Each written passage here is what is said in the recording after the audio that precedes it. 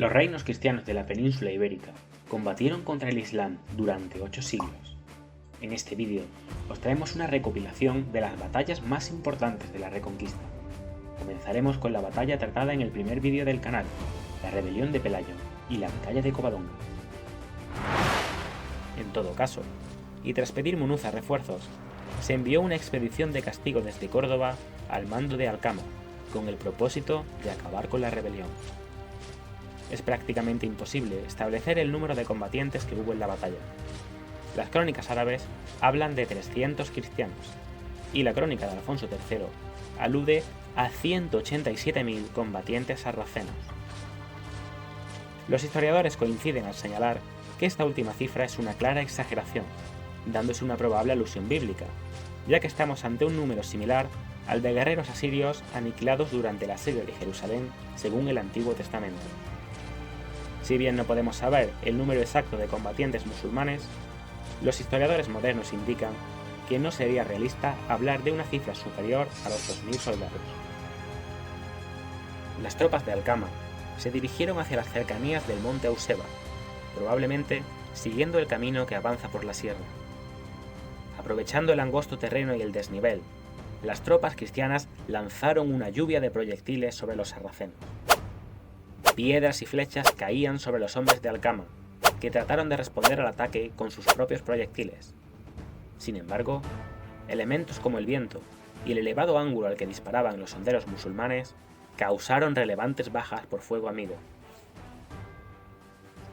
Aprovechando el momento, las tropas cristianas atacaron la parte central de la columna musulmana, falleciendo el propio Alcama durante el enfrentamiento. Los supervivientes huyeron atravesando los picos de Europa. Fue una huida a la desesperada, y tuvieron que recorrer senderos con piedras sueltas y con un importante desnivel. Para su desgracia, y ya fuese de manera natural o por una trampa elaborada por los cristianos, cerca del río Deva se produjo una luz que lanzó al río a los supervivientes y los sepultó. Al conocer la derrota, Munuza abandonó Gijón con los restos de la guarnición musulmana. Su apresurada huida tampoco llegó a buen fin, pues sufrió una emboscada al sudoeste de Oviedo, en Olalíes, falleciendo junto a sus hombres. Para entender la batalla de las Navas de Tolosa, hay en primer lugar que remontarse a la batalla de Alarcos del año 1195, en la que las huestes castellanas al mando de Alfonso VIII se enfrentaron al ejército almohade del califa Yusuf II. El joven e impetuoso rey Alfonso no tuvo paciencia para esperar a las tropas de sus aliados navarros y leoneses, iniciando el combate contra los musulmanes en solitario. Utilizando el castillo de Alarcos como base y retaguardia, el rey Alfonso ordenó cargar contra el ejército enemigo, situando su caballería pesada en primera línea. Las primeras cargas fueron rechazadas, pero el empuje de la poderosa caballería cristiana consiguió romper el centro de la vanguardia almohade, haciendo retroceder a los musulmanes.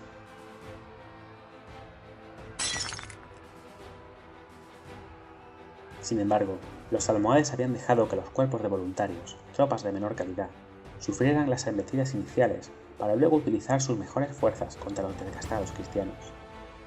Aprovecharon su caballería ligera para acercar a las tropas cristianas por los flancos, comenzando también a atacar por la retaguardia. En aquel momento, las tropas de élite almohades recibieron la orden de atacar, consumando la derrota cristiana. Los guardaespaldas del rey Alfonso tuvieron que abrirse paso, logrando el monarca escapar a caballo con grandes dificultades.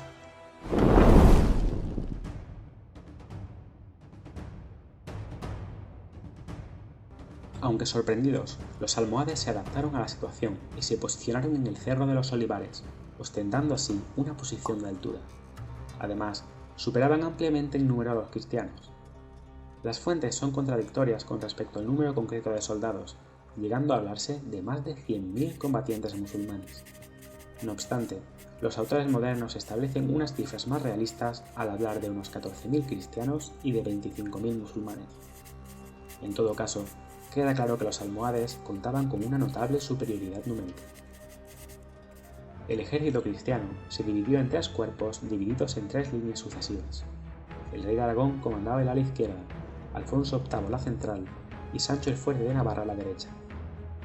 En primera línea se situó la caballería pesada, apoyada por infantería de las milicias concejiles. En esta línea estaban los caballeros voluntarios de lugares como Francia y Portugal. En segunda línea había una mezcla de caballeros e infantería, encontrándose en el centro los caballeros templarios, los hospitalarios y los de Santiago. En retaguardia se encontraban los reyes al frente de sus mesnadas reales. Por otro lado, en primera línea del ejército musulmán se encontraba la infantería ligera, integrada por voluntarios que habían acudido a la llamada de la yihad desde distintos rincones del mundo islámico. Tras ellos, había caballería pesada e infantería de mayor calidad, quedando los flancos cubiertos por caballería ligera. Finalmente, el califa se situó en una tienda roja en la retaguardia, protegido por su guardia negra, tropas de élite, construyéndose fortificaciones con estacas. La batalla comenzó el 16 de julio. El ejército cristiano inició el ataque, cargando la primera línea puesta arriba. Esta carga hizo retroceder a los voluntarios bereberes, alcanzando posteriormente a las tropas que había tras ellos. Los almohades retrocedieron inicialmente ante el brutal ataque, pero consiguieron frenar la carga con ayuda del cuerpo central de su ejército. A su vez, la caballería musulmana comenzó un peligroso movimiento envolvente, amenazando los flancos de los cristianos. Con el fin de evitar que ocurriese lo mismo que en Arcos, la segunda línea se encargó de rechazar los avances enemigos. La línea se estabilizó, iniciándose un combate brutal. Sin embargo, la pendiente y el cansancio jugaban en contra de los cristianos, que comenzaron a flaquear ante las tropas islámicas, superiores en número. Negándose a volver a sufrir una humillación como la de Arcos, Alfonso decidió unirse al combate al frente de sus tropas de élite. Dirigiéndose al arzobispo que le acompañaba, le dijo: «Aquí, señor obispo, morimos todos». Alfonso se lanzó a la carga y, siguiendo su ejemplo, Pedro de Aragón y Sancho de Navarra se unieron al ataque, dándose la conocida como Carga de los Tres Reyes.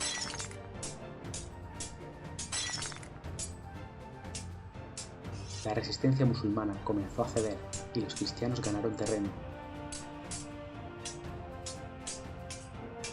Los caballeros alcanzaron a los hombres de la Guardia Negra del Califa, enfrentándose a estas tropas de élite. Temiendo por su vida, el califa abandonó su posición y huyó del campo de batalla, dándose una desbandada general de sus hombres. Los cristianos iniciaron la persecución, masacrando al enemigo hasta la caída del sol. La victoria fue total, con un gran número de musulmanes muertos. El ejército cristiano consiguió además un importante botín al ocupar el campamento enemigo, obteniendo gran cantidad de oro, plata, joyas y telas preciosas. También se hicieron con el actualmente conocido como Pendón de las Navas de Tolosa, tapiz almohade de gran valor que, a día de hoy, se encuentra en el monasterio de las Huelgas de Burgos. Además, en Jaén puede encontrarse a día de hoy un monumento a la batalla. Da like y suscríbete si te ha gustado este vídeo. Pronto subiremos una serie sobre Fernando III, uno de los reyes cristianos más importantes para el éxito de la Reconquista.